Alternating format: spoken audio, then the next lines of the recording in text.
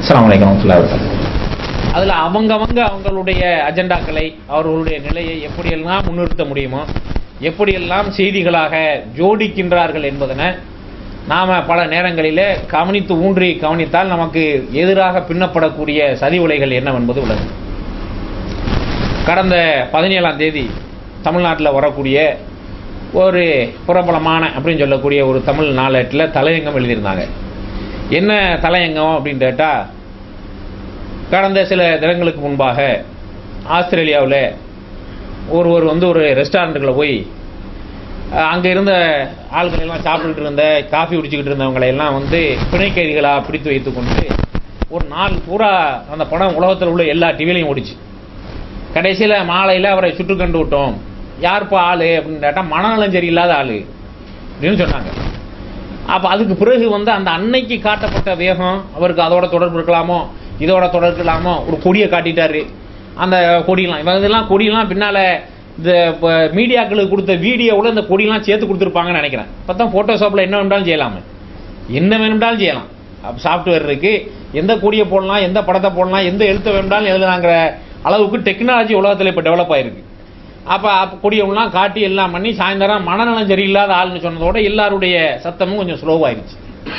இந்த சம்பவம் நிகழ்வு நடந்துகிட்டு இருக்கலே என்ன செஞ்சாங்க, யாரோட தொடர்பு எல்லாம் காது மூக்கெல்லாம் வச்சு எல்லாம் பேசி கீசி முடிவுக்கே வந்துட்டாங்க. இது ஒரு பெரிய ஆஸ்திரேலியாவில் கொந்தளிப்பை ஏற்படுத்த, பிரச்சனைகளை ஏற்படுத்த, இதை செய்யறதுக்கு தான் இந்த மாதிரி உள்ள காரியங்கள் எல்லாம் இறங்கி எடுக்கிறார்கள் என்றெல்லாம் காது மூக்கு வாயெல்லாம் வச்சு முழுமையாக ஜோடித்து ஆக்கப்பட்டவுடன் இப்படி ஆயிடுச்சு.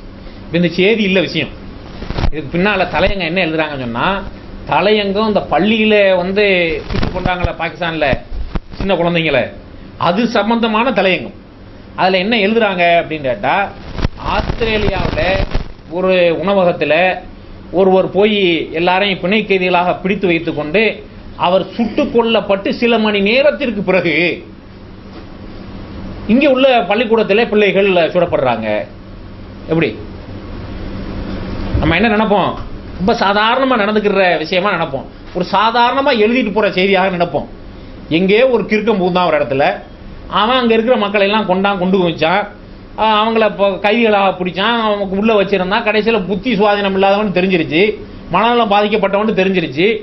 இப்போ இதுக்கு பின்னணியில் இது என்ன செய்தியை சொல்ல வருகிறது? இது படிக்கிற ஆட்களுக்கு சொல்கிற செய்தி என்ன?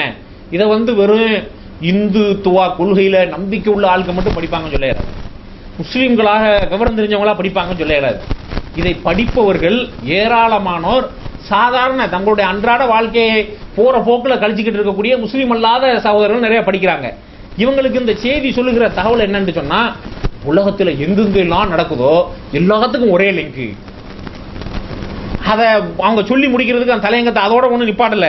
அதுக்கு மேற்கொண்டு என்ன சொல்றாங்க அப்படின்னு கேட்டா, இப்போ இது பயங்கரவாதமா மதவாதமானலாம் நம்ம பேசிட்டு இருக்க முடியாது. எப்படியா பயங்கரவாதமா மதவாதமானலாம் நம்ம பேசிட்டு இருக்க முடியாது. அப்படின்னா என்ன செய்தி?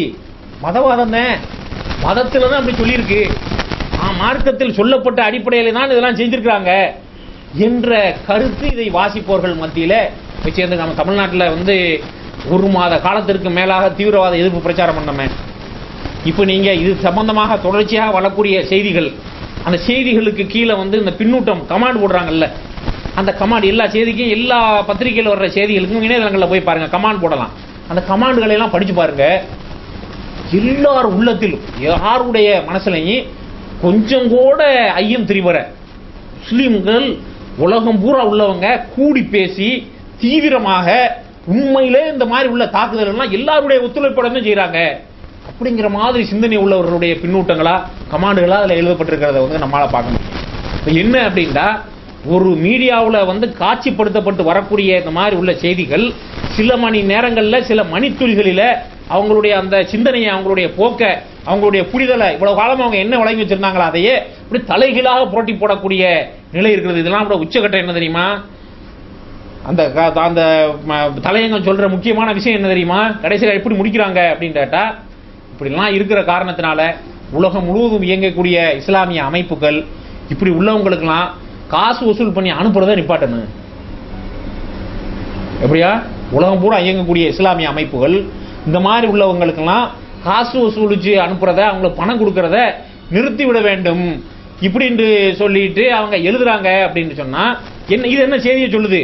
முழுக்க முழுக்க நஞ்சு, எல்லாமே நஞ்சு. அப்ப என்ன, உலகம் பூரா முஸ்லீம்கள் இயக்கம் வச்சு நடத்துறாங்களே, இவங்கெல்லாம் பண உதவி செஞ்சுதான் இந்த மாதிரி உள்ள காரியங்கள் எல்லாம் உலகம் முழுவதும் நடக்கிறது என்ற செய்தியை சொல்லுதா இல்லையா? யாராவது செய்யறாங்களா முஸ்லீம்கள்? அப்படி பணம் வசூல் பண்ணி கொடுக்குறாங்களா? வசூல் பண்ணி கொடுக்கறதுலே அந்த வேலைகள்லாம் நடக்குது. இதெல்லாம் செய்யறாங்க.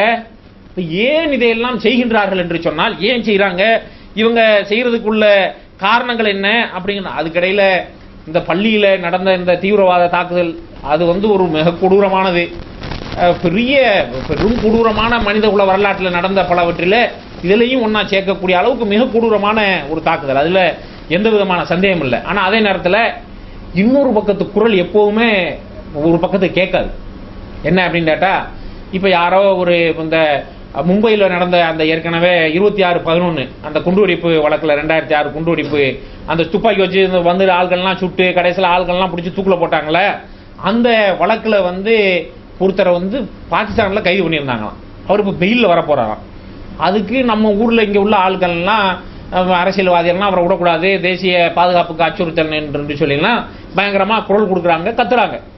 அதில் நியாயம் இல்லை அப்படின்னு சொல்ல இயலாது. அதே நேரத்தில் இது இந்த நாட்டில் நடந்த மாதிரி அந்த நாட்டில் இப்படி நடந்திருக்கல, இதுக்கு அவங்க யாரையாவது, இவங்களும் இந்த இந்தியாவில் நடந்த இந்த குண்டுவெடிப்புக்கு இந்த துப்பாக்கி சூட்டுக்கு ஆளுக்களை பட்டியல் போட்டு குற்றவாளியாக நீதிமன்றத்தில் வழக்கு இருக்கு, குற்றவாளி வரலாம்னு சொல்லியிருக்காங்க. அப்ப விசாரணை அளவுல அவங்க ஜாமீன் கோர்றாங்க, பிணை கேட்கிறாங்க, இதுல எல்லாம் வரப்போறாங்க. இப்ப போய் நிறுத்த சொல்றாங்க. இப்ப அவங்க என்ன சொல்றாங்க, இந்த பள்ளிக்கூட வெடிகுண்டுக்குண்டா இந்தியாவுடைய உளவுத்துறை தான் இதெல்லாம் செஞ்சதுன்னு அங்க இருந்து ஆட்கள் குற்றம் சாட்டுறாங்க. அது சாதாரண ஆள்கள்லாம் சொல்லல, ஏற்கனவே பல ஆண்டு காலம் அந்த நாட்டுடைய அதிபராக இருந்தவர் வரைக்கும் சொல்றாரு. அவங்களுடைய தொடர்புக்கு இந்த கோணத்திலையும் நம்ம விசாரிக்கணும் இந்த கேஸுகளை, அந்த நாட்டில் உள்ளவைகளை எல்லாம் நம்ம தளர செய்வதற்கு எல்லாத்தையும் கொஞ்சம் கொஞ்சமா. ஏன்டா அதை அந்த நாட்டு மேல எல்லாருமே ஒரு கண் வைத்திருக்கிறார்.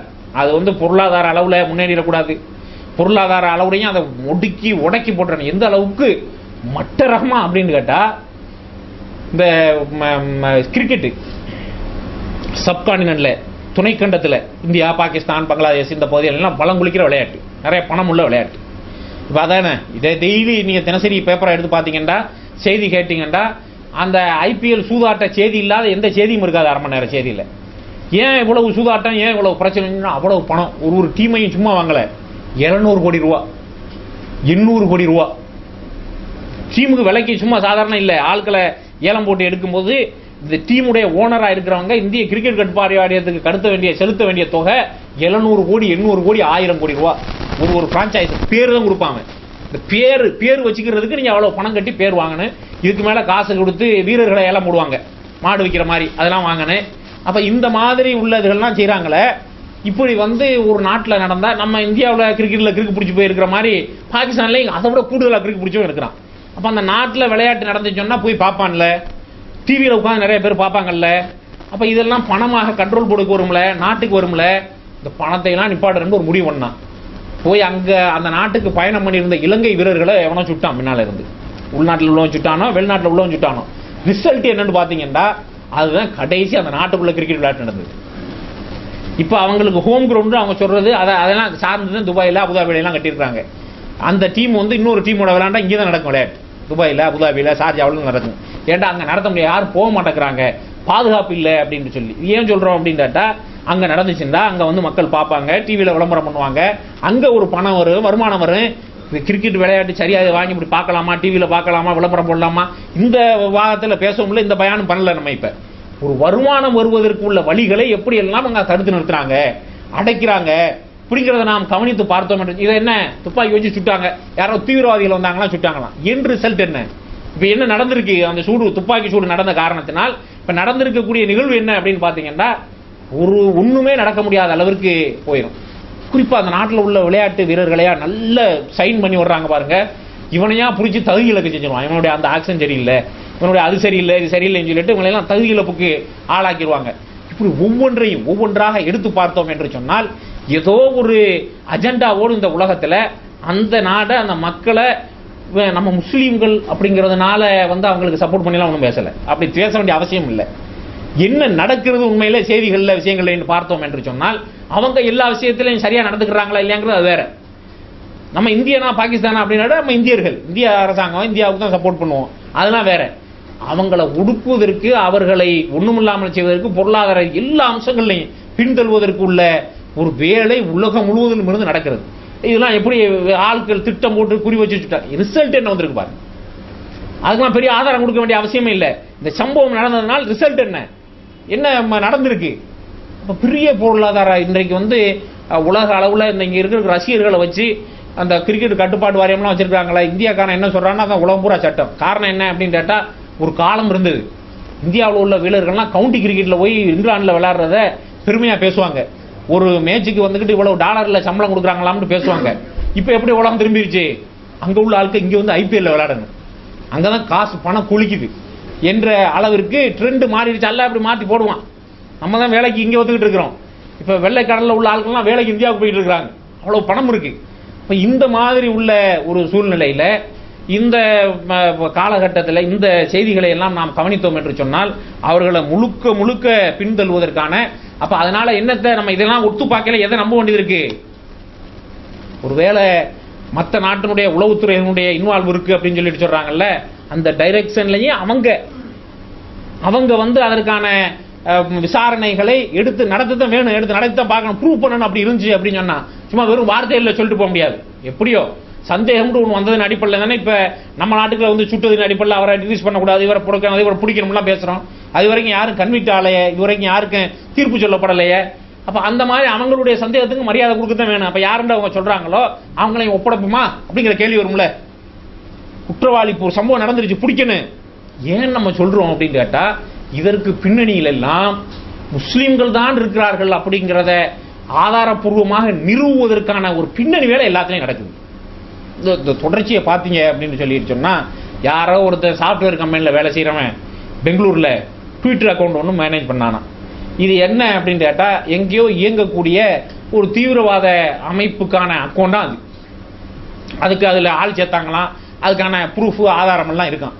எடுத்துட்டு இப்ப அதனுடைய தொடர்ச்சி என்ன, 17,000 பேர் இருந்தாங்க உலக அளவில் அதுல ஃபாலோவர்ஸா அந்த ட்விட்டர் அக்கௌண்ட்ல. 17,000 பேர்லையும் இந்த சில நேரத்துக்கு நமக்கு நிறைய பேருக்கு இந்த சமூக வலைதளங்களை உபயோகப்படுத்துறதுனுடைய விஷயமே ஒண்ணுமே தெரியாது. எல்லாரும் இதுல இருக்கிறியா, இந்த தொலைக்காட்சியில நியூஸுக்கு இடையில சினிமா விளம்பரம் தான் நினைக்கிறேன், விளம்பரம் போட்டாங்க. அது என்ன படம் என்னமெல்லாம் தெரியல, ஆனா நல்ல விஷயமா இருந்துச்சு. என்ன அப்படின்னா, ஒருத்தர் இன்டர்வியூக்கு போயிருக்கிறாரு. இன்டர்வியூக்கு போறவர்கிட்ட இன்டர்வியூ எடுக்கிறவர் கேட்கிறாரு, இப்படி அவர் சிவி எல்லாம் படிச்சு பார்த்துட்டு, நீங்க ஃபேஸ்புக்கில் இருக்கிறீங்களா பதில் சொல்றாரு, இல்லை சார் நான் அயனாவரத்தில் இருக்கிறேன் அப்படின்ட்டு. அந்த மாதிரி எதுல ஏன் இருக்கிறோம், எப்படி இருக்கிறோம், இருக்கிறமா எப்படி வந்துச்சு, யாரோ ஒருத்தர் ரிக்வஸ்ட் அனுப்பியிருந்தாரு, அதை கிளிக் பண்ண, இவ்வளவுதான் நமக்கு தெரியும். அதை பத்தி தெளிவா தெரிஞ்சா அதில் இருங்க, இல்லைன்னா இந்த மாதிரி உள்ள வம்புகளை எல்லாம் போய் மாட்டிக்கிறாதீங்க. ஏன் என்று சொன்னால், இப்போது உள்ள காலகட்டத்தில் இந்த துப்பு துளக்கிறது, துப்பறிகிறது, ஒரு ஆளை ஃபாலோ பண்றது, ஒருத்தனை பின்தொடர்றது, இதெல்லாம் முன்னால இந்த துப்பு துளக்கிறவங்க, ரகசிய போலீஸ்காரங்க, சிஐடிக்கெல்லாம் தெருக்குள்ள எல்லாம் நிற்பாங்க, இப்படி கவனிச்சுக்கிட்டு இருப்பாங்க, கிறுக்கு மாதிரி வேஷம் போட்டுக்கலாம் நிற்பான், யாருந்தே ஆள் தெரியாது, இப்படி பார்த்து நம்மளுடைய நடவடிக்கையெல்லாம் கவனிச்சு பிடிப்பாங்க. நம்ம ஒன்றும் தப்பா செய்யல, பிடிப்பாங்கன்னு சொல்லுவாங்க. இப்போ அந்த பிளாட்ஃபார்மே மாறி போச்சு. இப்போ அப்படிலாம் யாருமே வர்றதில்லை. எல்லாருக்கும் ஆளுக்கு ஒரு டெஸ்க்டாப் ஆஃபீஸில் உட்காந்துருப்பான். எல்லாருக்கும் யாருக்கெல்லாம் இருக்கோ சமூக வலைதள கணக்கு, எல்லா கணக்கையும் பார்த்துட்டு இருப்பான். யார் என்னென்ன எழுதுறான், என்னென்ன போடுறான், என்னென்ன கமாண்ட் போடுறான், எதை லைக் கொடுக்குறான், எதை ஷேர் பண்ணுறான், இப்படின்னு சொல்லிட்டு உட்காந்து பார்த்துக்கிட்டு இருப்பான். அதனால நம்ம என்ன நினைக்கிறோம், நம்ம இது நமக்கு மட்டும் உள்ள அக்கௌண்ட், அதெல்லாம் தெருவில் நின்று செய்கிற மாதிரி உள்ள காரியங்கள். ஈவன் நீங்கள் எந்த வரைக்கும் தெரிஞ்சுக்கிறோம்னு சொன்னால், உங்களுடைய இமெயில்கள் வரைக்கும் கூட இந்த மாதிரி உள்ள துறையினரால அதுக்கு உள்ள போய் என்ன நீங்க பரிமாறிக்கொள்றீங்கிறத கண்டுபிடிக்க முடியும், பார்க்க முடியும். அதுக்கான ரைட்டு அனுமதி அவர்களுக்கு கொடுக்கப்பட்டிருக்குது. செக்யூரிட்டி லெவல்லாம் பேசுவாங்க. ஆனா இந்த மாதிரி உள்ள அரசாங்கம் ஆள்பவர்களுக்கு செய்திகள் வேணும்னு சொன்னா, சில நேரத்தில் நம்ம என்ன சொல்றோம், ஏதாவது நீங்க தெரியாம எங்கேயாவது ஒன்று கிடந்ததை ஒரு இதை அட்டாச் பண்ணி மெயில் அனுப்பி வைப்போம், இதை ஒரு ஷேர் பண்ணுவோம் அப்படின்னு சொல்லிட்டு தெளிவான விளக்கம் இல்லாதது, உங்களுக்கு கரெக்டா தெரியாதது, யாரு உங்களுக்கு இவர் ஆள் நம்மளுக்கு ரிக்வஸ்ட் அனுப்பியிருக்கிறாரு, இவர் தெரிஞ்ச ஆளா இப்படின்லாம் இல்லாம யாருடைய ரிக்வஸ்டையும் போய் எந்த வலைதளங்களையும் நீங்க அக்செப்ட் பண்ணாதீங்க, யாரோடையும் போய் சேராதீங்க. யாருன்னா நமக்கு தெரியறது இல்லை. 17,000 பேரையும் பிடிச்சி சுத்த போறோம் அப்படின்னு சொல்லிட்டு சொன்னா, இவன்லாம் வந்துட்டு இவன் இதுக்கு ஆள் எடுக்கிறான்னு விவரமா தெரிஞ்சு போனவனா இருப்பான். ஆள் எடுத்தானா இல்லையா, இது என்ன நடந்துச்சு, இதெல்லாம் இப்ப தெளிவா யாருக்கும் தெரியாது. அது தெளிவா யாருக்கும் தெரிய போறதும் இல்ல. செய்தி விட்டாச்சு. என்ன செய்தி, இது சொல்ற தகவல் என்ன, இவங்க இந்த தீவிரவாத நடவடிக்கை பண்றதுக்கு சமூக வலைதளங்களையும் உள்ளங்க பிடிக்கிறத செய்தி. செய்தி சொல்ற விஷயம் என்ன, இவங்களுடைய இந்த நடவடிக்கைக்கு சமூக வலைதளங்களை கூட மிச்சம் கொண்டு வைக்கல, அதிலையும் பயன்படுத்தி தான் பயங்கரமா செய்யறாங்க என்ற உலகத்துக்கு செய்தி சொல்லியாச்சு. இனிமே அவனுக்கு அதுல தொடர்பு இருந்துச்சு, அவன் நான் வச்சு நடத்தல, நான் யதார்த்தமா வச்சு நடத்தினேன், என் பேர்ல இல்ல, இவங்கெல்லாம் வந்து சேர்ந்தாங்க அப்படின்னு என்ன காரணம் சொன்னாலும் சரி, உள்துறை அமைச்சர் சொல்லியிருக்கிறாரு வந்து அதுல வந்து நிறைய முஸ்லீம் அல்லாத ஆளுகள்லாம் மெம்பரா இருக்காங்க, ஃபாலோவர்ஸா இருக்கிறாங்க அப்படின்னு சொல்லிட்டு சொல்லியிருக்கிறாரு. அப்ப இந்த அளவோடு அவங்க நிறுத்திக்குவாங்களா போவாங்களா இல்ல, நமக்கு கிடைக்கிற செய்தியை நம்ம விளைவிக்கிற வேண்டிய விஷயம் என்ன, இந்த மாதிரி அவன் ரிக்வஸ்ட் அனுப்புறான், இவன் ரிக்வஸ்ட் அனுப்புறான், மார்க் வந்து என்ன சொல்றான், இப்படிலாம் பார்க்காதீங்க. உங்களுக்கு நல்ல தெளிவா தெரிஞ்ச ஆளா, கரெக்டான ஆளா போய் நீங்க அதை அக்செப்ட் பண்ணுங்க. இல்ல தெளிவான இந்த மாதிரி உள்ள நடவடிக்கைலாம் எதிர்க்கக்கூடிய ஜமாத்து சார்ந்த இதுகள் வச்சு நடத்துறதா, இதுக்கு அக்செப்ட் பண்ணுங்க, ஃபாலோ பண்ணுங்க, படிங்க. இது இல்லாத ரிக்வஸ்ட் யார் அனுப்பினாலும் சரி, நம்ம என்ன இப்போ அதெல்லாம் வந்துக்கிட்டு ஃபேமஸ், அதெல்லாம் அதுலாம் ஒரு பெருமை. எனக்கு பாரு, என் ஃப்ரெண்ட் லிஸ்ட்ல 3500 பேர், 3500 பேர் வர்ற ரிக்வஸ்ட்டுக்கெல்லாம் கிளிக் ஆகுனா ஏன் 3500 வராது, யாருன்னெலாம் தெரியாது. சில பேர்கள் என்னண்டா, சில நம்ம கிறுக்க என்ன செய்யறான், நடிகைகளை போட்டோவா போட்டு வச்சிருக்கணும். நம்ம ஆளுக்க நல்லா தாடியெல்லாம் வச்சு துளுவ தரும்போடலாம் இருந்துக்கிட்டு அந்த நடிகை போட்டோவில் இருக்கிற ஒருத்தனுக்கு போய் நீங்க அவன் அனுப்புன ரிக்வஸ்ட்டை வந்து அக்செப்ட் பண்ணி வச்சிருக்கிறீங்கள, இவன் நாளைக்கு சினிமா படம் போடுவானே, இதெல்லாம் வருமே, உங்களை எல்லாம் சேர்த்து காட்டுமே, இதெல்லாம் நம்ம என்ன யோசிக்கப்படுறது இல்லை. இப்படி உள்ளவனை எல்லாம் அக்செப்ட் பண்ணலாமா, யாரை பண்ணணும். அதாவதுங்க தெரிஞ்சுக்கிற வேண்டியது என்ன அப்படின்னு கேட்டா, நண்பனா போய் நம்மளுடைய அந்த வாழ்க்கையில நடைமுறை வாழ்க்கையில யாரோட சேருவோமோ அவனோட தான் நீங்க அதுலயும் நண்பனா சேரணும். நம்ம நடைமுறை வாழ்க்கையில ஒருத்தன் நண்பனா வச்சுக்கிறது பாப்போம்ல, ஒருத்தன் ஊர்ல தண்ணி போட்டுக்கிட்டே தெரியுமா, மகரிப் ஆயிட்டா தண்ணி போட்டுருவான், அவனோட வந்து இசா தொழில்ட்டு நீங்க ஒன்னா சேர்ந்து வாழ்ந்து இப்படி பேசிக்கிட்டு சிரிச்சுக்கு போவீங்களா, கண்டா தூரத்தில் இப்படி திரும்பி ஓடிடுவோம். ஏன்டா இவனோட சேர்ந்து போனா பாக்குற ஆள்லாம் நம்மளும் என்னடா இவனு வர்றாங்க அப்படின்னு சொல்லிட்டு ரெண்டு வகையாம யோசிப்பான். இவனோட விசா தொழில் சேர்ந்து வர்றான் போல, திருந்திட்டான் போல, இப்படி யோசிக்கிறவனும் இருக்கான். குட்டி போயிட்டான் போல தெரியுத, கட்டிங் போட்டான் எவ்வளவு 2 பேரும் இப்படின்னு நினைக்கிறவனும் இருக்கான். அப்ப இப்போ அதனால நம்ம என்ன செய்வோம், இந்த லெவல்ல நிப்பாட்டிக்கிறோம். எப்படி இதுல இந்த மாதிரி ஆளுநர்லாம் சேரலாமா, சேரக்கூடாதுலாம் கரெக்டா இது பண்ணி நடைமுறை வாழ்க்கையில நமக்குண்டு ஒரு கண்ணிய கௌரவம் இருக்கு, அவங்களோட தானே சேர்றோம். அப்படித்தான் இந்த சமூக வலைதளங்கள்ல சேர்றது. சமூக வலைதளங்கள்ல சேருவதும் கூட குறிப்பா வந்து பெரிய மார்க்க பக்தி மாதிரி காட்டிக்கிறது இருக்குல்ல, அதுல ரொம்ப கொஞ்சம் எச்சரிக்கையாவே இருந்து கொள்ளுங்க. அப்ப இதுல என்ன செய்தி அவங்க சொன்னாங்க, சமூக வலைதளங்களையும் உடல அப்படிங்கிற செய்தியை சொல்லிட்டாங்க. இன்னைக்கு பாத்தீங்கன்னா செய்தியில் முக்கியமான செய்திகள்ல அகமது அப்படின்னு சொல்லிட்டு அமெரிக்காவில் ஒரு ஆளை ஏற்கனவே பிடிச்சிருந்தாங்க. அவருக்கு வந்து ஏற்கனவே வந்து உலக அளவில் இருக்கக்கூடிய தீவிரவாத அமைப்புகளோட அங்க இருந்து பணம் வசூல் பண்ணி அனுப்புனார், ஆள் அனுப்புனாரு அப்படின்னு சொல்லிட்டு அவர் மேல வழக்கு ஓடிக்கிட்டு இருந்துச்சு, கேஸ் நடந்துகிட்டு இருந்துச்சு, தீர்ப்பாயிருச்சு, 15 வருஷம் சிறை தண்டனை கொடுத்தாச்சு. இவர் வந்து இங்க வெளிநாடுகள்ல இருந்து போய் இந்தியர், அமெரிக்காவில் போய் குடியேறின இந்தியர், பேர் அகமது. அப்ப அவருக்கு வந்து 15 வருஷம் தண்டனை கொடுத்தாச்சு அப்படின்னு சொல்லிட்டு போடுறாங்க. இதுல கீழே போட்டு கமாண்டை வாசிக்கிட்டே வந்தீங்கன்னா, யாரும் இந்தியாவில் இப்படி தண்டனை கொடுத்திருந்தா சிறுபான்மையினருக்கு எதிரான சதி அப்படின்னு சொல்லி நம்ம ஊர்ல உள்ளவங்க எல்லாம் கொய்யா பொய்யான்னு கத்திருப்பாங்க அப்படின்லாம் கீழே போய் பின்னூட்ட போடுற ஆளுக்கு, கமாண்ட் போடுற ஆளுக்கு போடுறாங்க. அப்ப செய்தி என்ன, விஷயம் என்ன, விளங்கனே என்ன கருத்தை சொல்லிட்டாங்க. இதை நீதி தண்டனை கொடுத்துட்டோம், பிடிச்சாச்சு, எல்லாம் பண்ணியாச்சுன்னு சொல்லியாச்சு. இப்ப நம்ம ஊர்ல இருந்து இதை வாசிச்ச ஆளுக்க படிச்ச ஆளுகளுக்கு என்ன செய்தி வந்துருச்சு, எங்க போனாலும் விட மாட்டாங்கடா, அமெரிக்காவுக்கு போய் விடலையவங்க.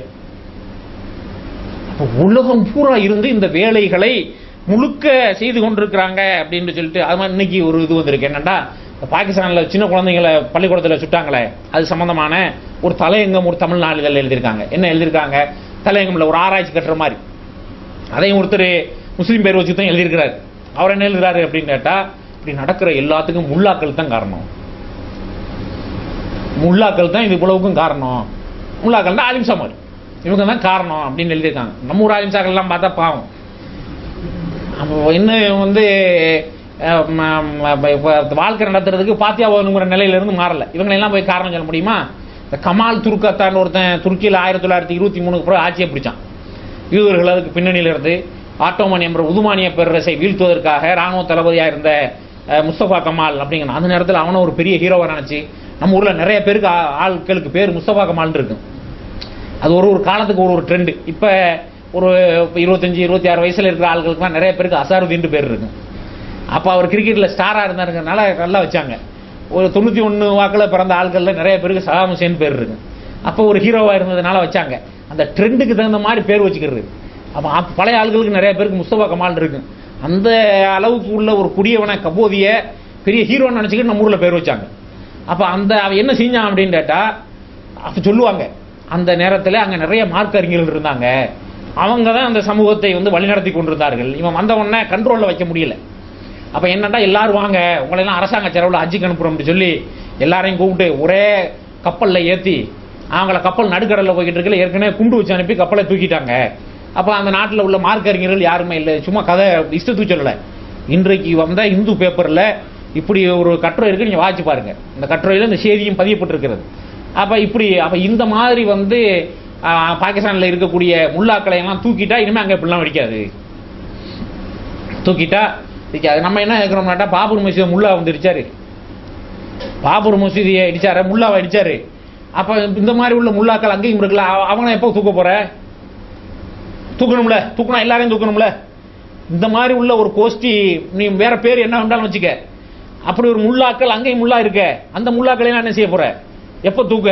இப்படி நம்ம இந்தியாவில் நடந்த இந்த மாதிரி உள்ள தீவிரவாத செயல்களை பெரிய பட்டியல் போட்டு சொல்லக்கூடிய அளவிற்கு ஏராளமான தீவிரவாத செயல்கள் இந்த நாட்டில் நடந்திருக்கிறது.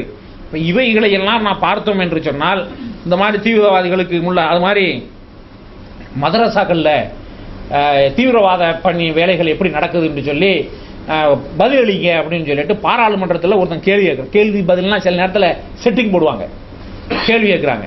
இந்த கேள்விக்கு பதில் என்ன சொல்றாங்க அப்படின்னு கேட்டா, மதரசாக்களில் நடக்கக்கூடிய தீவிரவாத பயிற்சி பற்றி அமைச்சர் விளக்கம். எல்லா இடத்துலையும் நடக்கல. ஆனால் வங்கதேசத்திலிருந்து வந்தவங்க நம்ம மேற்கு வங்கத்தில் 3 மதரசா வச்சிருக்காங்க, அங்கே தான் நடக்குது பயிர் சொல்றாரு. அது மாதிரி இப்போ சமீப காலத்தில் ராஜஸ்தானில் எல்லை பகுதிகளில், பாகிஸ்தானுக்கு எல்லை இருக்குல்லங்க, அந்த எல்லை பகுதிகளில் நிறைய மதரசாக்கள் பெருகிக்கிட்டே வருது. அதனால நாட்டில் உள்ள எல்லா மதரசாக்களையும் கண்காணிப்பதற்கு உத்தரவு போட்டிருக்கிறோம். எல்லா மதரசாக்களையும் சரி, என்ன குர்ஆன் ஓதி கொடுக்க மதரசா வச்சிருக்கீங்களா, எல்லாரும் கண்காணிப்பில் இருக்கிறீங்க, அதனால பார்த்து செஞ்சுக்கிறங்க. இது என்ன நடக்கும்?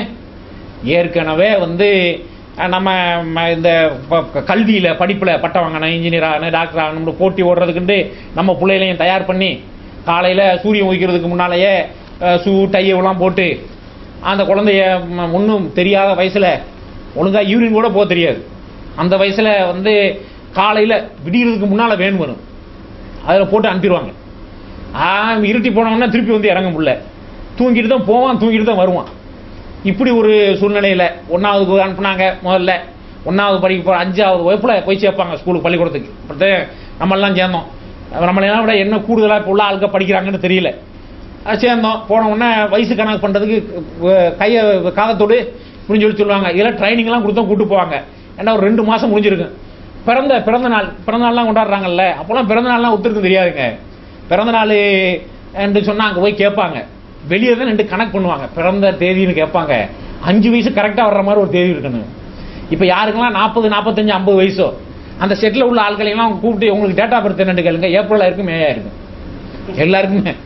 எல்லாருக்குமே ஏப்ரலாக இருக்கும். பாஸ்போர்ட்டில் உள்ள டேட்டா பர்த் இல்லைன்னா மேயா இருக்கும்.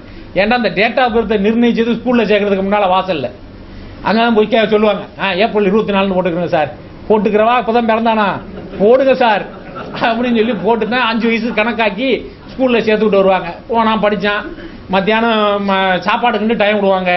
அப்போ போய் விளாண்டுக்கு தெரியுமா, திருப்பி ஸ்கூலுக்கு இழுத்தம் கொண்டு போனேன். பெரிய பெரிய அறிவாளிகள்லாம் அப்படி உள்ள படிப்பில் படித்து உருவாகத்தான் செஞ்சாங்க. இப்போ ஸ்கூலில் கொண்டு போய் சேர்க்குறாங்க. எப்போ எல்கேஜி யூகேஜின்னு ஆரம்பித்தான். இப்போ அதையும் தாண்டி கொடுமை ப்ரீகேஜின்னு ஒன்று ஆரம்பிச்சிட்டான். அதாவது 2.5 வயசுலாம் கொண்டு போய் தள்ளிடணும், ஒன்றுமே தெரியாது. இப்போ அடுத்தாப்புல பிறந்த உள்ளே சேர்க்கறதுக்கும் இடம் வந்துருச்சு. இப்போ நீங்கள் தூக்கி கொண்டு பெற்று தூக்கி வீசிட்டு உங்கள் வேலையை பார்த்துட்டு போய்கிட்டே இருக்கலாம்ங்கிற நிலை வந்துருச்சு. அவன் எல்லாம் வருமானத்துக்காக அவன் செய்கிறாங்கன்னா எல்லாத்துக்கும் பின்னாலே ஓடுறான். இப்படி நம்ம கொண்டு போய் படிக்க வைக்கிறோம்ட்டு மக்தப மதரசாவுக்கு போய் குர்ஆன் ஓதுற பிள்ளைகள் எங்கே இருக்கு? எங்கே இருக்கு? யார் வீட்டில் போகிறாங்க? ஞாயிற்றுக்கிழமை ஒரு நாள் தான் அவன் தூங்குவான். ஞாயிற்றுக்கிழமை மதரசா வைக்கலாம்னு சொன்னால் சொல்லுவாங்க, ஞாயிற்றுக்கிழமை ஒரு நாள் தான் அவன் தூங்குவான். பெரிய ஆபீஸ்ல சிஓவா இருந்து வந்து ஞாயிற்றுக்கிழமை ஓய்வு எடுக்கிறாரு பாருங்க, மற்ற நாளும் தூக்கிட்டு போறான்னு விடுங்க. அப்ப அப்படின்னு சொல்லி குர்ஆன் ஓத அனுப்புங்க அப்படின்னு சொன்னா அதெல்லாம் அனுப்ப மாட்டோம் அப்படிங்கிற அந்த நிலையில நம்ம இப்ப இருந்துகிட்டு இருக்கும்போது மிச்சமுள்ள ஆட்களையும் பயங்காட்டி போக விடாம ஆக்குறதுக்குள்ள வேலை.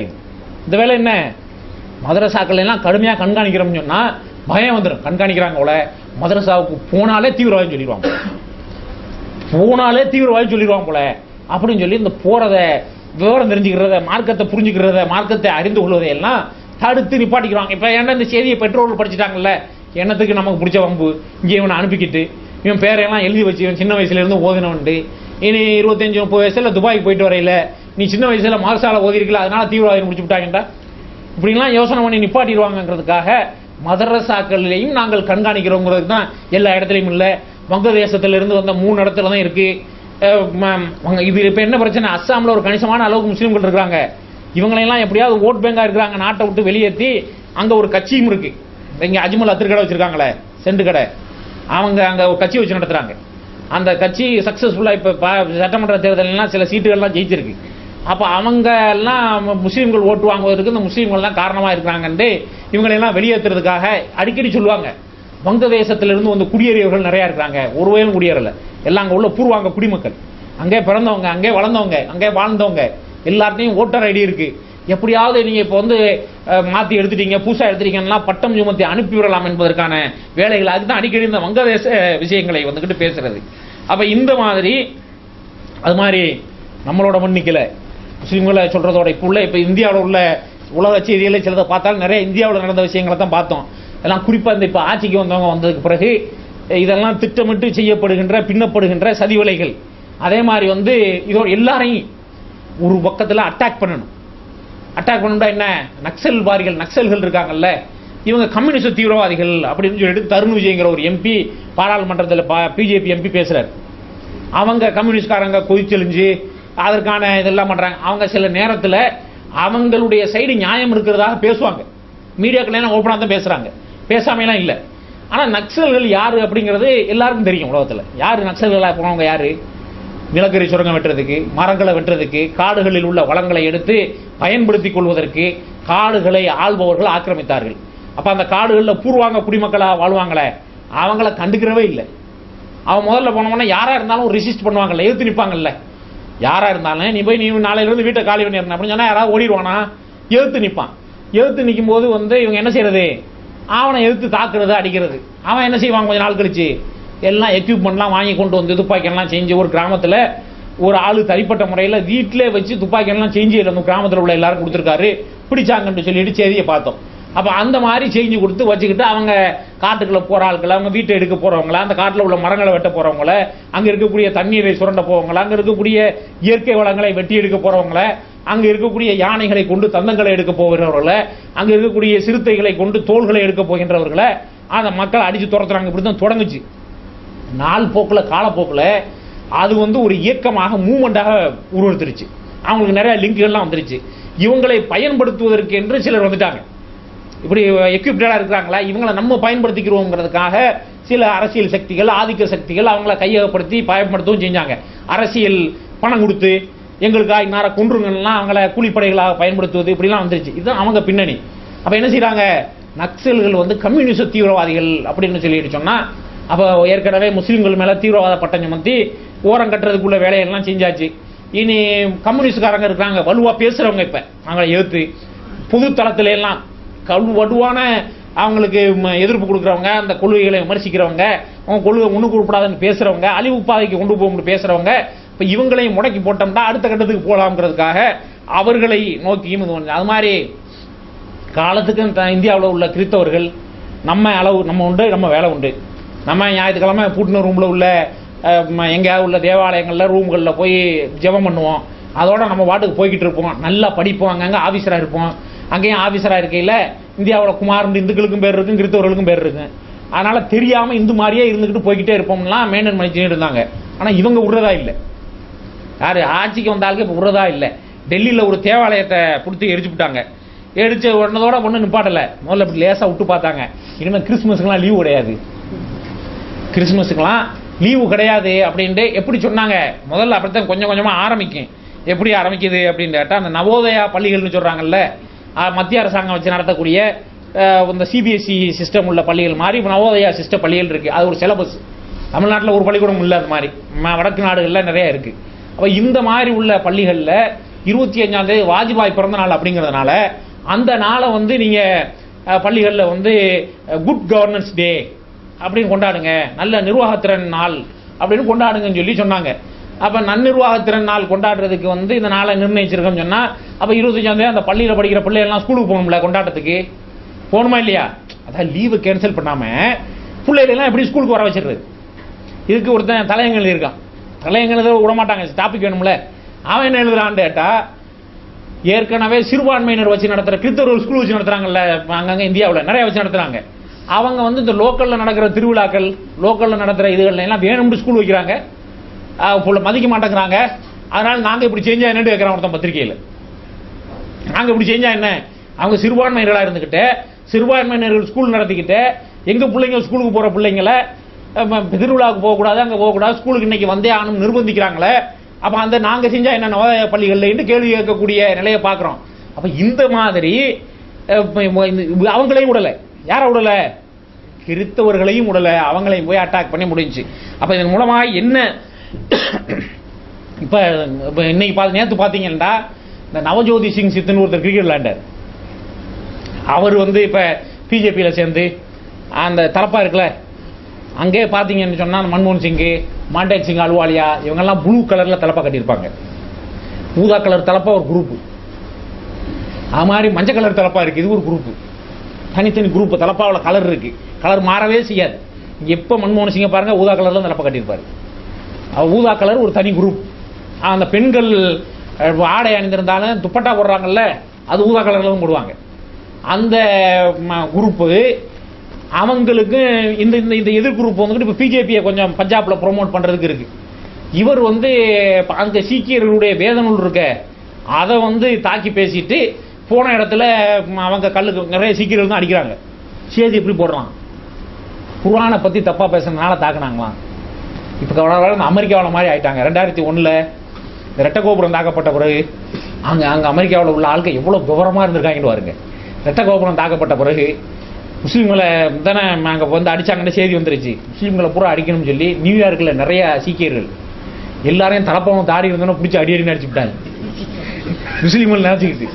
அப்போ அந்த மாதிரி வந்து இந்த மன்மோகன் சிங் இப்போ அப்படி சொன்னான்னு சொல்லுவாங்க. என்ன அப்படின்னு கேட்டால், இந்த சித்தை போய் தாக்குனாங்களே எல்லாரும் முஸ்லீம் சொன்னாலும் சொல்லுவாங்க. இப்போ தாடி வச்சுருந்தாங்க, தப்பா கட்டியிருந்தாங்கல்ல, அதனால எல்லாரும் முஸ்லீம் சொன்னாலும் இப்போ சொல்லுவாங்க, ஆச்சரியப்படுறதுக்கு இல்லை. அப்போ அந்த மாதிரி அவர் விஷயம் எப்படி போடுறான்? உண்மையிலே பேசினது சீக்கியர்களுடைய புனித நூலை விமர்சித்து பேசினார், தப்பா பேசினாருங்கிறதுக்காக சீக்கியர்கள் கூடி அடிக்கிறான். இதுல ரெண்டு விஷயம் இருக்கு. சீக்கியர்களையும் விடலை, சீக்கியர்களையும் விடலை, அவங்களையும் பிடிச்சிட்டாங்க. அப்ப என்ன அப்படின்னு கேட்டா, எல்லாரும் அப்ப அவங்க வந்து எப்பவுமே அவங்களுடைய அந்த மத சம்பந்தப்பட்ட சீக்கிய மதம் சம்பந்தப்பட்ட விவகாரத்தில் ரொம்ப உணர்ச்சி வசப்படுற ஆளுக்கு பொறுத்துக்கிற மாட்டாங்க. தெரிஞ்சு அவங்களை தூண்டுறதுக்கு தான் செய்யறது. இதெல்லாம் படம் எடுத்து போட்டாச்சா, இவங்க பெரிய இருக்கிற ஆட்கள்ல வன்முறையில் ரொம்ப முக்கியமான ஆட்கள்ங்கிற ஒரு காட்சியை உலகத்துக்கெல்லாம் கொண்டு போய் சேர்த்துட்டாங்க. அப்ப இந்த மாதிரி வந்து இப்படி ஒரு பக்கம் அட்டாக்கிங் வேலை நடந்துகிட்டே இருக்கு. இந்தியாவில் நடந்துகிட்டு இருக்கிற நிலையில உலகத்தில் உள்ள விஷயங்கள்லாம் செய்திகளா பார்த்தோம். நமக்கு தேவை இப்ப நம்ம என்ன செய்யணுங்கிறது இல்லை. அப்ப அதனால நம்மை சுற்றி இந்தியாவுக்குள்ள என்ன நடக்குது அப்படிங்கிறத வந்து பார்த்துடலாம். இப்படி அட்டாக் வேலையா ஒரு பக்கம் நடந்துகிட்டு இருக்கு. நம்மளை வந்து மீடியாக்கள்ல மக்களுடைய உள்ளங்களில இவங்க பயங்கரமான மோசமான ஆள்களோட நெருங்க இயலாது என்ற ஒரு சித்தாந்தத்தை சிந்தனையை ஏற்படுத்துவதற்கான வேலை ஒரு பக்கம் நடந்துகிட்டு இருக்கையில அவங்களுடைய அஜெண்டாவை கொஞ்சம் கொஞ்சமா முன்னோட்டு எடுத்து போறாங்க. அவங்களுடைய காரியங்களை இப்ப அதான் பகவத்கீதையை தேசிய நூலாக அறிவிக்கணும் சொன்னாங்களா? யாரு? சாதாரண தெருவில் போற ஆளுக்கு சொல்லல, அமைச்சர். அமைச்சர்கள் முக்கியமான அமைச்சர் எங்க போய் அந்த நூலுக்கு விழா எடுத்த அவையில போய் சொல்லிட்டு வர்றாங்க. அப்ப சாதாரணமான ஆள் சொன்னா பண்ணிடலாம், புனித நூலாக அறிவிக்கணும். அப்ப ஒரு பக்கம் ஒரு சாரார அட்டாக் பண்ணி ஒடுக்கி வைக்கிற வேலை நடந்துகிட்டு இருக்கு. ஒரு பக்கம் அவங்கள ஆள்பவர்களாக எல்லாத்துக்கும் பொறுப்பாளிகளாக அவங்க தான் ஒரிஜினல் குடிமக்களாக முன்னிறுத்துவதற்கான நாங்கள் தான் இந்த நாடு என்று முன்னிறுத்துவதற்கான வேலைகள் இன்னொரு பக்கம் நடந்துகிட்டு இருக்கு. அதே மாதிரி காந்தியும் கோட்சேயும் ஒண்ணு அப்படின்னு சொல்லிட்டு பேசுவாங்க. பேசுனதோட நிப்பாட்டில் நேற்று ஒருத்தர் பேசியிருக்காரு. நேற்று அந்த இந்து மகாசபாவுடைய சந்திர பிரகாஷ் கௌஷிக் அப்படிங்கிறவர் வந்து பேசியிருக்காரு. என்ன பேசியிருக்காரு, இவங்கெல்லாம் யாருன்னே தெரியாது, இப்போ ஹீரோக்களாக ஆகிட்டு இருக்காங்க. அப்போ இவங்கெல்லாம் நாட்டுக்கு என்ன செஞ்சாங்க, என்ன உழைச்சாங்க, அவங்க இன்னும் சொல்லுவாங்க. அதுக்கெல்லாம் புத்தகம் போடுவாங்க, போட்டு வரலாறு புத்தகத்துலாம் அதுக்கே மாத்திர வேலையெல்லாம் நடந்துக்கிட்டு இருக்கு. வரலாறுல காந்தி, நேரு இவங்கெல்லாம் சுதந்திரத்துக்கு பாடுபட்டாங்கன்னு இருக்கும்ல, அதெல்லாம் அவங்களும் திட்டம் போட்டு முஸ்லீம்களெல்லாம் ஒழிச்சாங்க. பேரை மறைச்சி தானே வச்சிருக்காங்க. யாராவது முஸ்லீம் இருக்குமா, மேக்சிமமாக இருந்தால் அபுல் கலாம் ஆசாத் இருந்தாருன்னு வச்சிருப்பாங்க. அதுக்கு அதை தாண்டி சுதந்திரத்துக்கு உழைச்ச முஸ்லீம்கள் யாருமே இல்லையா, யாருமே இருக்காது. அவங்களும் ஒரு லிமிட்டாக தான் வச்சிருந்தாங்க. இப்போ என்ன, அந்த பேரையெல்லாம் தூக்கி போட்டு சுதந்திரத்துக்காக உழைச்ச ஆட்களில் முக்கியமான ஆளு கோட்ஸே வரப்போகுது படுத்தாப்புல. ஏன் அப்படின்னாட்டா இவர் என்ன சொல்றாருன்னா, அக்பருக்கு அவுரங்கசீபுக்குலாம் தெருப்பேர் இருக்கு, அதனால கோட்ஸேவுக்கு செலவு வைக்கணும், தெருப்பேர் எல்லாம் வைக்கணுங்கிறார். எப்படி தேச தந்தை என்று சொல்லப்பட்டவரை சுட்டு வீழ்த்தினதால நேரடி ஆளு. நேத்து முந்தா நாளா என்ன சொன்னாங்க, அவர் சுட்டதுல எங்களுக்கு உடன்பாடு கிடையாது, இது RSS பின்னின்று செயல், அவருக்கும் RSSக்கு சம்பந்தம் இல்லை அப்படின்னு சொன்னாங்கன்ட்டு வெளி மேடைகள்ல எல்லாம் பப்ளிக் மீடியாக்கள் எல்லாம் வாதிச்சாங்க, நழுவி ஓடினாங்க. இன்னைக்கு ஒரு அவங்கள உள்ள ஆளே சொல்றாரு தியாகின்னு அறிவிக்கணும். இவர் மாதிரி தான் அவர். எந்த அளவுக்கு அப்படின்னு கேட்டா, அந்த ஆங்கிலேயரை சுட்டார பகத்சிங், இந்த மாதிரி இவர் அவரை தியாகம் சொல்லல. நம்ம பகத்சிங் செஞ்சது கொலைன்னு சொன்னா கோட்சே செஞ்சது கொலை தான். பகத்சிங் செஞ்சது கோட்சே செஞ்சது பாவம் சொன்னா பகத்சிங் செஞ்சது பாவம் தான். அப்ப இவர் நாட்டுக்காக செஞ்சவர் தான், இவர் விளக்கம் அப்படி, அதனால அவர் செஞ்சாரு என்று சொல்லக்கூடிய அளவிற்கு, அதனால அவரை தியாகின்னு அறிவிச்சு செலவு வைக்கணும், பேர்கள் வைக்கணும். அப்ப என்ன விளைக்கணும், நம்ம ஒரு பக்கம் எல்லாரையும் ஒடுக்கி அடக்கி அவங்கள ஒரு குற்ற உணர்வோடு வாழ வைக்கிற வேலை நடந்துகிட்டு இருக்கு. அது எல்லாரையும், முஸ்லீம்களை, கிறிஸ்தவர்களை, கம்யூனிஸ்டுகளை, சீக்கியர்களை எல்லாரையும் ஒரு குற்ற உணர்வோட வாழ வைக்கக்கூடிய ஒரு வேலை ஒரு பக்கம் செஞ்சுக்கிட்டு இருக்காங்க. அப்ப இதெல்லாம் சாதாரணமா ஏதோ ஒரு யதார்த்தமா அவங்கவுங்க செய்யறாங்கன்னு நினைச்சுக்கிறாங்க. இல்லைன்னா ஒரு திட்டமிட்டு கரெக்டா கொண்டு போற ஒரு காரியமா இருக்கு. ஒரு வேலை நாங்க திட்டமிட்ட இல்லைன்னு சொன்னாலும் ஒரு திட்டமிட்ட வழியில போய்கிட்டு இருக்கு. இப்பெல்லாம் நாங்க உட்காந்து அதெல்லாம் திட்டமிட்டு சும்மா கிறுக்குத்தனமா பேசுறாங்க அப்படின்னு சொன்னாலே ஒரு திட்டமிட்ட பாதையில் கரெக்டா போய்கிட்டு இருக்கு. இவங்களை எல்லாம் வாயை திறக்காத அளவுக்கு தீவிரவாத பட்டம் சுமத்தி ஓரமா ஒதுக்கி விட்டுறணும், நம்ம அஜெண்டாக்களை கொஞ்சம் கொஞ்சமா முன்னெடுத்துட்டு போகணும் என்பதற்கான கோட்ஸை தியாகியாக அறிவிப்பதற்கு. அது மாதிரி ஒரு VHP தலைவர் பேசியிருக்கிறார். அவர் பேருன்னு சொன்னா விளங்காதனால விட்டுருவோம். அவர் என்ன சொல்றாரு அப்படின்னு கேட்டா, நீங்க வந்து இஸ்லாத்துக்கு கூப்பிடுறீங்களா, திருப்பி தாய் மதத்துக்கு அழைக்கிற, இப்ப அதுவும் ஓடிக்கிட்டு இருக்குல்ல, தாய் மதத்திற்கு திருப்பி வாங்க, 5 லட்ச ரூபா தர்றேன்னு சொன்னா வாங்கிக்கிறங்க, அதெல்லாம் ஒன்றும் தப்பு இல்லை. 5 லட்ச ரூபாய் வாங்குறதுனால என்ன இருக்கு, தந்தா. அப்ப அதனால வந்து இந்த தாய் மதத்துக்கு கூப்பிடுறதில்ல, எந்த சாதியில சேர்ப்பீங்க அப்படிங்கிற சர்ச்சை கேட்கிறாங்க எங்கள்கிட்ட. நாங்க முதல்ல அவங்க விரும்புற சாதியில சேர்த்துக்குருவோம். எப்படி விரும்புற சாதியில சேர்த்துக்குருவோம் அப்படின்னா என்ன, எல்லாரும் என்ன சொல்லுவாங்க, எங்களை பிராமணரா சேர்த்துக்கிறோம்னு சொல்லுவாங்கல்ல, சேர்த்துருவாங்களாம். சேர்த்தாச்சு. சேர்த்துட்டு அப்புறம் என்னண்டா இவங்களுடைய பாரம்பரியம் என்னண்டா ஆய்வு செஞ்சு அவங்களுக்கு என்ன ஜாதின்னு சொல்லிடுவோம். முதல்ல சேர்த்து உங்களை வந்து ஒரு இன்ட்ரீம் லெவல்ல பிராமணரா வச்சுக்கிடுவாங்க. அப்புறமா நீ உங்க தாப்பம் யாரு அவங்க தாப்பம் யாருன்னு ஒரு குழு போட்டு ஆய்வு செய்வாங்க.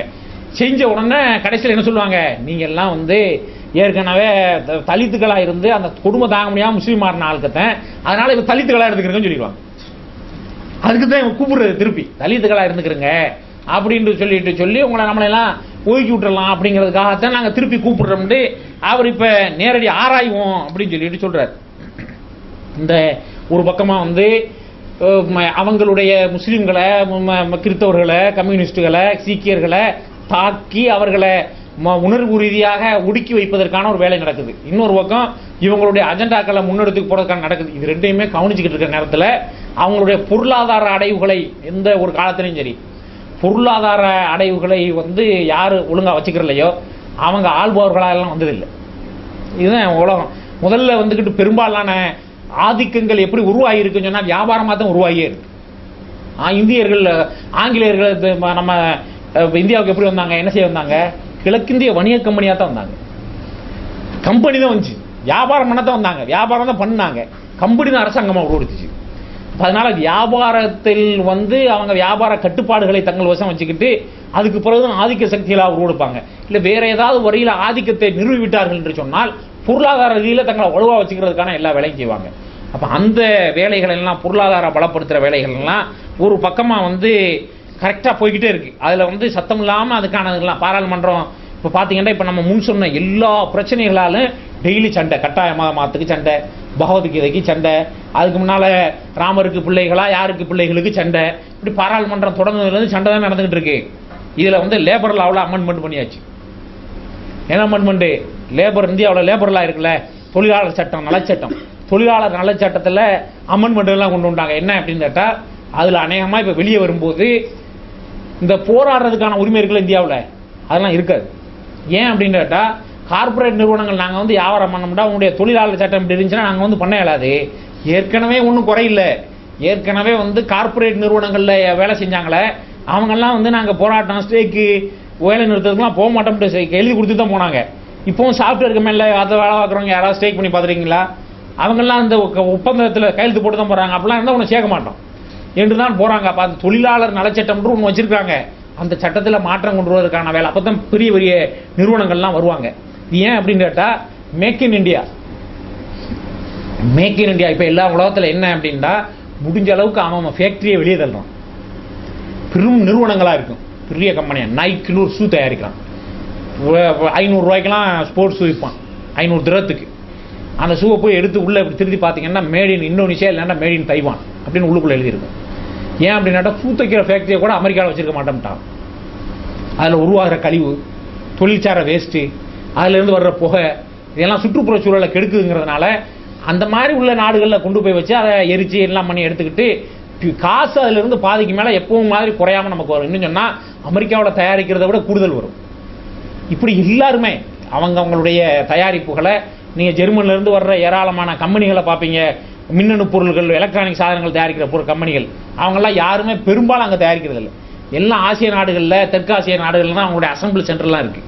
அவங்களுடைய ஒரு இடங்கள்லேயே இருந்து வாங்குவாங்க. அவங்களோட உதிரிப்பாகங்கள் இருக்க, உதிரிப்பாகங்கள் வந்து இந்த இப்போ நோக்கியா ஆலை மூடிட்டாங்க. அது பக்கத்தில் இருந்து பாஸ்காண்ட் ஒரு ஆளை 1600 பேர் வேலை பார்த்தாங்க, மூடுறாங்க. இதுக்கு தான் நமக்கு விவரம் தெரியுது. அவன்கிட்ட உதிரிப்பாகங்கள் வாங்கி தான் இவன் போனால் ஆர்க்கு சேர்த்துருக்கான். இவன் வேற ஒன்றும் தயாரிக்கலை. இவன் எதுக்கு தொழில் வச்சுருந்துருக்கான் பார்த்துட்டா, பாஸ்கான்கிற நிறுவனத்திலிருந்து உள்ளுக்குள்ள உள்ள உதிரிப்பாகங்களை எல்லாம் வாங்கி நோக்கியா நிறுவனத்தில் வச்சு அசம்பிள் பண்ணி நம்மகிட்ட வித்துறது.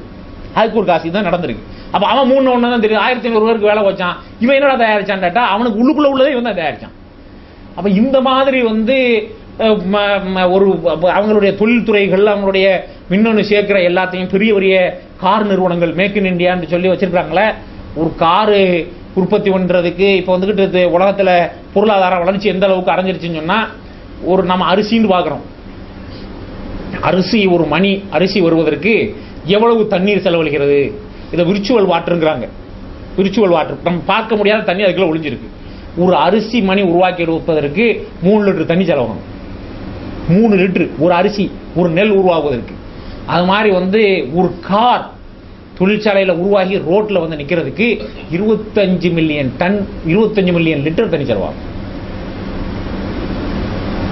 யோசிச்சு பாருங்க. ஒரு கார் தெருவில் வந்து நிற்கிறதுக்கு அவ்வளவு தண்ணி. இதைத்தான் மறை நீர் அப்படின்னு மறைஞ்சிக்கிட்டு ஒளிஞ்சிக்கிட்டு இருக்கிற தண்ணி விர்ச்சுவல் வாட்டர்னு பேர் வச்சிருக்காங்க. அப்போ தொழிற்சாலைகள்லாம் இங்கே தள்ளுறதுக்கு என்ன அப்படின்னு கேட்டால், அங்கெல்லாம் ஐரோப்பாவோட தேம்ஸ் நதி உயிருள்ள நதியாக ஓடுது. நம்மூர் நதியில் பூரா சாயப்பட்ட தொழிற்சாலை கழிவுகளையெல்லாம் கலந்து என்ன மழை பெஞ்சாலும் தண்ணி நிற்காது. மழை பெஞ்சு தண்ணி நிற்கிற அளவுக்கு மண்ணும் இல்லை அங்கே, கீழே எல்லா மண்ணையும் வாரி வலிச்சு அள்ளிட்டான். அப்போ இந்த மாதிரி உள்ள இவங்களுடைய இந்த தொழில் போக்குகள், தொழிற்சாலைகள், அதுதான் மேக் இன் இண்டியா. இப்போ மறுபடியும் திருப்பி எல்லா குப்பைகளையும் இங்கே வந்து கொட்டுன்னு கூப்பிடுறதுக்கு பேர் தான் மேக் இன் இண்டியா. அப்போ இதுக்கு வேலை செய்யறதுக்கு ஆள் வேணும்ல. பிரதமராக பதவி ஏற்ற உடனே சீனாவில இருந்து, ஜப்பான்ல இருந்து பார்க்க வந்தாங்களா? ஞாபகம் இருக்கா? பார்க்க வந்தாங்க. எதுக்கு? இங்கே தான் வந்து அங்கே உள்ள ஆட்கள்லாம் உபயோகப்படுத்தினது போக, அந்த வேலை செய்கிற பருவத்தில் உள்ள ஆட்கள் இருக்காங்கல்ல, ஒர்க்கிங் ஏஜில் உள்ள ஒர்க்கிங் பாப்புலேஷன். உலகத்தில் ஒர்க்கிங் பாப்புலேஷன் நிறையா இருக்கிற நாடுகளில் இந்தியா ஒரு நாடு. ஏறத்தாழ 70% பேர் ஒர்க்கிங் பாப்புலேஷன். 15 வயதுலேருந்து 59 வயசுக்கு உட்பட்டவங்க. 15 வயசு டு 59 வயசு இந்தியாவுடைய ஒட்டுமொத்த ஜனத்தொகையில் 70% பேர் ஒர்க்கிங் பாப்புலேஷன், 69.45 பேர். இந்த ஒர்க்கிங் பாப்புலேஷனில் இந்தியாவில் இருக்கக்கூடியவங்கள பயன்படுத்தணுமே. நாங்கள் பயன்படுத்தணும், நீங்கள் பயன்படுத்தணும்னு சைனா வந்துட்டு போனோம்னா, ஜப்பான் வந்து நாங்கள் தொழிற்சாலை தொடங்குறோம், உழைப்புகளை எல்லாம் எடுத்துக்கிறோம், சுரண்டுறோம் அப்படிங்கிறதுக்கு தான் அவசரமாக லேபர் லா அமெண்ட்மெண்ட் எதுக்கு வருது? நிறைய பேர் தொழில் செய்ய வர இருக்கிறாங்க. அப்போ நாங்கள் அவங்களோட புரிந்துணர்வு ஒப்பந்தம் இன்னைக்கு போட்டோம் அப்படின்னு சொன்னால், நமக்கு சொல்றதுல என்ன வேலை வாய்ப்பு இருக்கும்? நீ உன்கிட்ட இருக்கிற விவசாய இடம், சுற்றி சுற்றி உள்ள இடம் எல்லாத்தையும் கொடுத்துட்டு கார்பரேட் கம்பெனியில் அடிமையாக வேலை பார்க்கணும். இந்த வேலை வாய்ப்பு உனக்கு கிடைக்கும். அதற்காக உங்களுக்கு தான் வேலை வாய்ப்பு கிடைக்கும்ல. நீ வச்சிருந்த இடத்துக்கு நீ வேல்யூ வச்சிருந்த விட 4 மடங்கு கூட பணம் கிடைக்கும்ல, அப்போ இது இடத்துக்கு நீ பதறேன்னு கேட்பாங்க. இப்போ நம்மள்ட்ட எதிர்கேள்வி, மாற்று கேள்வி. இதுதான் வந்து மேக் இன் இந்தியான்ற ஒரு இதுக்கு தான் லேபர் லா, அது மாதிரி ரியல் எஸ்டேட் ரெகுலேட்டரி அத்தாரிட்டின்னு ஒன்று போடுறதுக்கு ஒரு பில்லு கொண்டு வந்திருக்காங்க. என்ன அப்படின்னு சொல்லிட்டு சொன்னால், முடிஞ்ச அளவுக்கு இடத்த யாருக்கு வேணுமோ எடுத்துக்கலாம் அவங்க அதிகாரத்தில் உள்ளவங்க, அப்படிங்கிறதுக்கான மாறுதல்கள் அதற்கு வரப்போகுது. அது மாதிரி வந்துக்கிட்டு கான்ஸ்டியூஷனல் அமெண்ட்மெண்ட் 150 அமெண்ட்மெண்ட். கான்ஸ்டியூஷன் வந்து சட்டம் இல்லை, பீனல் கோடு தண்டனை சட்டம் இல்லை, இந்திய அரசியல் அமைப்பு சட்டம், சாசனம். சாசனத்தில் தான் வழிகாட்டு நெறிமுறைகள் கொள்கைகள்லாம் இருக்கும். வழிகாட்டு நெறிமுறைகளை திருத்த முடியாது, கொள்கைகளை மாற்றலாம், அதுதான் பாராளுமன்றம். அப்போ இதில் வந்து 150 அமெண்ட்மெண்ட். 150 அமெண்ட்மெண்ட் பெரும்பாலும் இனிமேல் என்னென்ன அமெண்ட் பண்ணியிருக்கிறோங்கிறத வந்தால் தான் தெரியும். இப்போ இணையங்களில் 150 அமெண்ட்மெண்ட்டுக்கு அந்த பில்லை கொண்டு போகிறோம்னு போட்டுருக்கு. இதெல்லாம் நடந்துக்கிட்டு இருக்கு. எப்போ நீங்கள் எப்போ பார்த்தாலும் பாராளுமன்றத்தில் சபாநாயகருக்கு முன்னால் நின்று 4 பேர் கோஷம் போட்டுக்கிட்டு இருப்பான். இந்த தெருவில் நின்று கோஷம் போட்டவங்களை பாராளுமன்றத்துக்கு அனுப்புனா இப்படி தான் நடக்கும் போல தெரியுது. அங்கேயும் போய் கோஷம் போட்டுக்கிட்டு இருப்பான். இப்போ இதில் வந்து பார்த்தீங்கன்னு சொன்னால், இந்த பில்லாம் எப்படா பாஸ் பண்ணாங்கன்னு கேட்டால் எல்லாரும் ஒத்து தான் பாஸ் பண்ணியிருக்காங்க. இது ஒரு பில்லு பாஸ் பண்ணுறதுக்கு வருதுன்னா நாட்டின் நலன் என்ன, இதனுடைய சாதக பாதகமான அம்சங்கள் என்ன அப்படின்னு சொல்லிட்டு விவாத பிரதிவாதங்களை எடுத்து வைக்கிறதுக்கு எம்பிக்கள் அனுப்புனா, இவங்க போய் எப்போ பார்த்தாலும் கோஷம் போட்டுக்கிட்டு இருக்கிறான். ஒரு கொஸ்டின் கேட்டாண்டு அதுக்கு நின்று சபையை அலம்பரப்படுத்துகிறான், அவை நடத்த விட்றான்ல. இந்த ரயில்வே இதில் கேள்வி கேட்டானா, கன்விக்ட் ஆகிருக்கிற முதலமைச்சர் யாருண்டு, அப்போ அதில் கேள்வி வந்துருச்சான், அதுக்கு அலம்பரப்படுத்துகிறாங்க அவையை. இந்த மாதிரி உள்ள பில்லுலாம் என்ன பாஸ் ஆச்சு, இதனுடைய சாதக பாதகங்களை வாய்ச்சாங்களா, அதெல்லாம் பில்லுன்னு வந்துச்சோன்னா இவ்வளோ கஷ்டத்தில் ஒரு புக்லெட் மாதிரி இருக்கும். பெரும்பாலும் இங்கிலீஷ்லையும் ஹிந்தியிலும் இருக்கும். படிச்சுட்டு எவன் பேசுவான், எப்போ உட்காந்து படிக்கிறது? இவங்களே போய் பாராளுமன்றத்துக்கு போகிற போய் அங்கே உள்ள அலவுன்ஸு காசெல்லாம் வாங்கிட்டு ரூம்பு அங்கே விருந்தினர் மாலையில் இருக்காங்க, படுத்து நல்லா தூங்கிட்டு சப்பாத்தி ஒழுங்கா போடலன்னு சண்டை பிடிச்சிட்டு அடிச்சுட்டு திரிவாங்க. அதுதான் பண்ணிக்கிட்டு இருக்கான். படிச்சுட்டுலாம் இவங்க எங்கே போய் போனால் படிச்சுட்டு போனாலே பேச முடியும்? யாரோ 1-2 ஆளுக்கு படிச்சுட்டு அதெல்லாம் பக்கத்தை காட்டி பாராகிராஃபை காட்டி பேசிக்கிட்டு இருப்பாங்க. அப்போ இந்த நிலைகள் எல்லாம் இந்த சீனா வருக. அப்போ இது மாதிரி வந்து வெளிநாட்டுக்கு பயணம் போயில தொழிலதிபர்களை கூட்டிகிட்டு போகிறது, அதுவும் குஜராத்தியெல்லாம் பார்த்து கூட்டிகிட்டு போகிறது, அங்கே போய் அவங்களுக்கு நிலக்கடை வெட்டி எடுக்கிறதுக்குள்ள உரிமத்தை வாங்கி கொடுக்கறது, காசு இல்லை அப்படின்னு சொல்லணும், காசு நான் தர்றேன், எஸ்பிஐலேருந்து 6000 கோடி ரூபா ஸ்டேட் பேங்க் ஆஃப் இந்தியாவிலேருந்து லோன் கொடுப்பான் இப்படின்னு சொல்லி லோன் கொடுக்க வைக்கிறது. இதெல்லாம் என்ன, ஒரு பக்கம் தங்களை பொருளாதாரத்தில் வளமானவர்களாக வலுப்படுத்துவதற்கான வேலை. எப்போ பார்த்தா கையெல்லாம் கிளீன் சுத்தம் அப்படின்னு பேசிக்கிடுவாங்க. இந்த வேலைகளையும் சேர்த்தே செய்து கொண்டிருக்காங்க. இந்த பொருளாதாரம் கைவசம் இருந்தால்தான் அடுத்தடுத்த அஜெண்டாக்களை நகர்த்த முடியும். தேவையில்லை உலகத்தில் அது இல்லாமல் ஒன்றும் செய்ய முடியாதுங்கிறதுக்காக அவர்களுக்கு பின்னணியில் உள்ள பினாமிகளுடைய வியாபாரமும் வெற்றிகரமாக நடந்து கொண்டிருக்கிறது. இது இப்படி போய்கிட்டு இருக்கையில் அடுத்த கட்டம் என்ன அப்படின்னு சொன்னால், வரலாற்றில் புனை சுருட்டுகளை செய்வதற்கு, வரலாற்றை மாற்றுவதற்கானது செய்கிறது. அந்த மாதிரி தான் காந்தியை விட கோட்சே பெரிய தியாகி. இந்திய சுதந்திரத்திற்கு போராடின தியாகிகள் யாரு அப்படின்னா அடுத்தாப்புல விரைவில் எதிர்வாருங்க பாடம் வந்துருச்சு. ஏற்கனவே சிபிஎஸ்சி புத்தகத்திலாம் பார்த்தீங்கன்னா கோல்வாக்கரு, சாம் பிரகாஷ் முகர்ஜி இவங்களை பற்றி தான் வரலாறு இருக்கு. ஏற்கனவே மாற்றிட்டாங்க. பாவனை டேர்ம் முடிச்ச வாஜ்பாய் ஆட்சியில் இருக்கையில் அப்போவே அதெல்லாம் மாற்றி முடிஞ்சிருச்சு. இப்போ முழுசாக எல்லாத்தையும் தூக்கி போட்டு வரலாறுகளை கொஞ்ச நாள் திருப்பி மாற்றி சொல்லிக்கிட்டு இருந்தா அடுத்தாப்புல சுதந்திர தினத்துக்கு வர்றவங்களாம் என்ன காந்தி, நேரு அந்த மாதிரி உள்ள படத்தையெல்லாம் தூக்கி போட்டு இந்த படங்களை வச்சுக்கிட்டு அவங்க சின்ன பிள்ளைங்களை படிச்சு கொடுக்கறது தானே அவங்களுக்கு என்ன இன்னைக்கு சொல்லப்படுதோ அதானே தெரியும். சுதந்திர காலத்தில் அவங்க வாழவா செஞ்சாங்க. அப்போ இந்த மாதிரி வரலாறுகளை கொஞ்சம் கொஞ்சமாக மாற்றி அமைக்கிறது. அது மாதிரி வந்து ராமருக்கு கோயில் கட்டுறது பாபர் பள்ளி இருக்கிற இடத்துல அது முழுக்க அரசியல் பின்னணி தான். ஆனாலும் இனியும் நம்ம சாயம் வெளுக்கக்கூடாது அப்படிங்கிறதுக்காக இந்த காரியங்களை எல்லாம் முன்னெடுத்து செய்வது. அது மாதிரி வந்து இடஒதுக்கீடுன்னு இருக்குல்ல, சமூக நீதிக்கான ஒரு முக்கியமான அம்சம் இப்போ நாட்டில் அதை கொஞ்சம் கொஞ்சமாக ஒழிச்சிட்டு கேள்வி திருப்பி என்ன கேட்பாங்க, பொருளாதார அடிப்படையில் கொடுப்போம், உயர்ந்த ஜாதியினர் நீங்கள் வச்சிருக்கவங்கலாம் பொருளாதாரத்தில் உயர்ந்தா இருக்கிறாங்க அப்படின்னு கேட்பாங்க. உயர்ந்தா இருக்கிறாங்க, இதில் என்ன உனக்கு புள்ளி விவர கணக்கு தேவை, கண் அளக்காதையா கையளக்க போகுதுன்னு கேட்பாங்க. இப்படி நிமிந்து பாருங்க, ஒன்றா பாருங்க. கிரிக்கெட்டை பற்றி பேசிக்கிட்டு இருந்தோம். தமிழ்நாட்டில் இருந்து கிரிக்கெட் விளையாடுறோம்னு சொல்லிட்டு தமிழ் பேசுகிற ஆட்களில் போகிறாங்க. ஒரு பிராமணர் இல்லாத ஆள் இது வரைக்கும் வந்திருக்காருன்னு காட்டுங்க. எல்லாரும் பிராமணர்கள். அவங்க மட்டும்தான் முடியுங்கிறத இன்றைக்கு வரைக்கும் நிலை. இந்துக்களே மற்றவங்கள்லாம் வர முடியாது. அப்படி எந்தெந்த துறைகள் எல்லாம் எந்தெந்த இதுகள்லாம் இருக்கோ எல்லாத்தையும் அவங்க தான் முழுமையாக ஆக்கிரமிச்சிருக்காங்கிறத நேரடியாக நம்ம பார்த்துக்கிட்டு இருக்கோம். இதுக்கு மேலே என்ன நிரூபிக்க வேண்டியது இருக்குது. அப்போ ஒழிச்சிட்டோம் அப்படின்னு சொன்னால் அவங்க எப்பவும் ஆதிக்க சாதியாக இருப்பார்கள், மற்றவர்கள் எல்லாம் கீழே அடிமை சேவம் செய்யக்கூடியவங்களா இருப்பாங்க. அப்படிங்கிறத நோக்கி வந்துக்கிட்டு அவர்களுடைய அஜெண்டாக்களை வந்துக்கிட்டு முன்னெடுத்து சொல்வதை வந்துக்கிட்டு நான் பார்க்குறோம். இதன் மூலமாக என்ன கடைசியாக முடிவுக்கு வந்துடும் அப்படின்னு கேட்டால், இந்த சாதிய கட்டமைப்பு இருக்குல்ல அதை விட்டுறக்கூடாது. முஸ்லீம்களை நிறைய இடத்துல இப்படி அட்டாக் பண்ணுறாங்களா இது பண்ணுறாங்களா, இதுக்கு வேற ஒரு காரணம் இருக்குது. என்ன அப்படின்னா, நம்ம இந்த சாதிய கட்டமைப்பு உள்ள சமுதாயத்தில் தானே வாழ்கிறோம். நம்ம வாழ்கிற சமுதாயத்தில் அந்த மக்கள் சாதிய கட்டமைப்புன்னு இருக்காங்க. இது சில நேரங்களில் நம்மை அறியாமலே நம்ம ஊடுருவி இருக்கிறது. ஏனென்றா நகர்ப்புறங்களில் வாழ்கிறாங்கள முஸ்லீம்கள் பெரும்பாலும், இவங்களெல்லாம் பார்த்தீங்க அப்படின்னு சொன்னால் அவங்க இந்துக்களில் இந்த தாழ்த்தப்பட்டவர்கள் நிலையில் தான் பெரும்பாலும் இருக்கிறாங்க, பொருளாதார நிலையில். ஆனால் கிராமப்புறங்களில் வாழக்கூடிய முஸ்லீம்கள் என்ன அப்படின்னு சொன்னால் அங்கே இவங்களை அறியாமலே இவங்க ஆதிக்க சாதிகளாக இருக்கிறாங்க. நிறைய கிராமங்கள் நீங்கள் பாருங்கள், பெரும்பாலும் மலேசியா அந்த காலத்தில் சிங்கப்பூர் மற்ற நாடுகளுக்கெல்லாம் போய் பொருளாதாரத்தில் வலுவான நிலையில் இருப்பாங்க. இப்படி இருக்கையில் அவங்க சுற்றி வாழ்கிற பிற சமுதாய மக்கள் இருப்பாங்கல்ல, அவங்கெல்லாம் கொஞ்சம் கூட குறைய உள்ள ஆட்களாகவும் இவங்கள்ட்ட வேலை பார்க்குறவங்களாகவும் அடிமை சேவம் செய்கிறவங்களாகவும் இவங்க ஆதிக்க சாதிகளாகவும் தான் அங்கே இருக்கிறாங்க. அப்போ எப்படியோ ஒரு வகையான சாதிய கட்டமைப்புகள் இருக்கணும், மிங்கிள் ஆகலை, கலக்கலை. அப்போ இது என்னன்னா இப்போ எப்படி சில இடங்களில் வந்துக்கிட்டு ஆதிக்க நிலையில் இருக்கு. முதலாவதாக அப்படி நம்ம இருக்கக்கூடாது, மிங்கிள் ஆகணும், கலக்கணும், சேர்ந்து இருக்கிற மாதிரி உள்ள அவங்களோட எங்கெல்லாம் நம்ம இடத்துல பொருளாதாரமும் நம்ம இடத்துல சக்தியும் ஆற்றலும் இருக்குது அங்கெல்லாம் கலந்து போய் கவர்ந்து இந்த மார்க்கத்துக்கு கொண்டு வரணும். அப்போ அதை விட்டுட்டு நம்ம என்ன எல்லா இடத்துலையுமே கேப் மெயின்டைன் பண்ணி தான் இருக்கிறாங்க, அது முஸ்லீம்களுடைய அறியாமை. இப்போ இதையெல்லாம் கவனிச்சதுனால தான் அதையும் ஒழிச்சு நகர்ப்புறங்களில் வாழ்கிறாங்கல்ல, இந்த மாதிரி கிராமப்புறங்கள்லையும் சிறுநகரங்கள்லையும் வாழ்வதற்கான ஏற்பாட்டு அரேஞ்ச்மெண்ட்டை செய்யணுங்கிற அந்த கட்டமைப்பு உடைக்கிறதுக்குள்ள வேலையும் திருமுங்க தாய்முகத்துக்குன்னு சொல்கிறாங்களே, அதுக்கு பின்னணியில் எல்லாரையும் அந்த லெவலில் கொண்டு போய் வச்சிடணுங்கிற அந்த நோக்கமும் இதற்கு பின்னணியில் இருக்கிறது. அப்போ இப்போ நம்ம வாழக்கூடிய இந்த காலகட்டத்தில் நம்மை சுற்றி பின்னப்படக்கூடிய அரசியல் வலைகளை, அரசியல் சதிகளை நாம் புரிந்து விளங்கி அதோட இப்படி கேட்டோம். ஒரு மணி நேரம் நிறைய செய்திகள், இந்த வாரம் பேப்பர் படிக்காட்டா டிவி பார்க்காட்டாலும் எல்லா செய்திகளையும் கேட்டு வந்துட்டோம், செய்திகள் வாசிப்பவர் முடிச்சிட்டாரு, நல்லா வாய்ச்சாரு இப்படின்னு இருக்காம இதெல்லாம் என்ன சொல்லுது அப்படின்னாட்டா நம்ம செயல்படணும்னு சொல்லுது. நம்ம வாரத்துக்கு ஒரு முறை வந்து பயான் கேட்டு போனால் மட்டும் போதாது, செயல்பாடுகள் இங்கே ஜமாத்து பணிகள் ஏராளமாக நடக்கிறது. இந்த அடிப்படையில் இருந்தெல்லாம் ஒளித்தெடுத்து மக்களை மீட்டெடுத்து முஸ்லீம் அல்லாதவர்களிடத்தில் இஸ்லாத்தை சொல்லி அவங்களையும் இந்த கொள்கையின்பால் மீட்டெடுத்து முஸ்லீம்களில் குரானை தெரியாமல் மார்க்கத்தை தெரியாமல் இவைகளை எல்லாம் விளங்காமல் நிறைய பேர் இருக்கிறாங்க, அவங்கள்ட்ட இஸ்லாத்தை எடுத்து சொல்லி அவங்களையும் இதன்பால் மீட்டு கொண்டு வருகின்ற வேலைகள் எல்லாம் ஜமாத்து தொடர்ச்சியாக இன்றைக்கு வாரம் மட்டும் இல்லை, இடையில ரூம்பா மக்களை பார்த்து சந்திச்சு தாவா பண்ணுறதுக்கு போகிறாங்க.